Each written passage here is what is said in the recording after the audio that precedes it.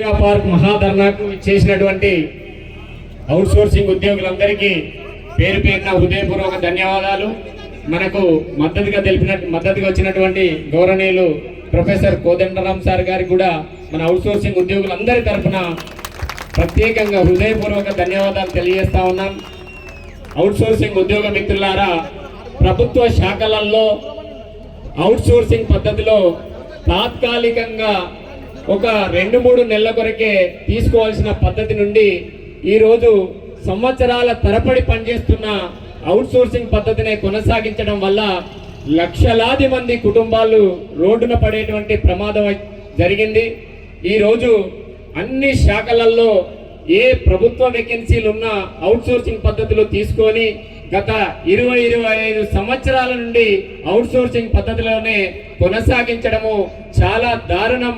ఇలా అనేక కుటుంబాలను రోడ్డున పడేసినటువంటి ఈ ప్రభుత్వాలను మనము ఎన్నో రోజుల నుంచి నిలదీసినప్పటికీ కూడా పట్టించుకుంటలేడు. కాబట్టి మనం ఈరోజు అనేక డిపార్ట్మెంట్లలో అందరం ఇక్కడ కలిసి మహాధర్నాగా నిర్వహించుకోవడం జరిగింది.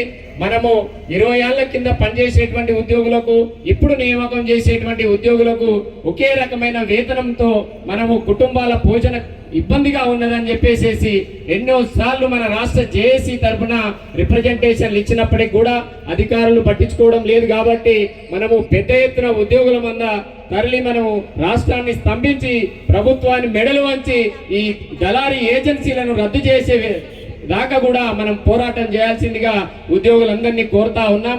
మనకు ఏజెన్సీల ద్వారా జీతం ఇవ్వడం వల్ల పిఎఫ్ సరిగా కట్టట్లేదు, ఈఎస్ఐ కట్టట్లేదు. అదేవిధంగా వస్తువుల తరిగా మన అవుట్ సోర్సింగ్ ఉద్యోగుల జీతం పైన 18% జిఎస్టీ ప్రభుత్వం ఇస్తూ ఏజెన్సీలకు మద్దతు పలుకుతూ మన అవుట్ సోర్సింగ్ ఉద్యోగులకు మోసం చేస్తున్నారు. కాబట్టి మనమంతా ఐకమత్యంగా ఉద్యోగులమందరం తరలి వచ్చి ప్రభుత్వాన్ని స్తంభించి దళారీ ఏజెన్సీలను రద్దు చేసేదాకా, సమాన పనికి సమాన వేతనం ఇచ్చేదాకా మనం పోరాటం చేయాల్సిందిగా కోరుకుంటూ నాకు ఈ అవకాశం ఇచ్చినందుకు పేరు పేరున హృదయపూర్వక ధన్యవాదాలు తెలియజేస్తా ఉన్నాను.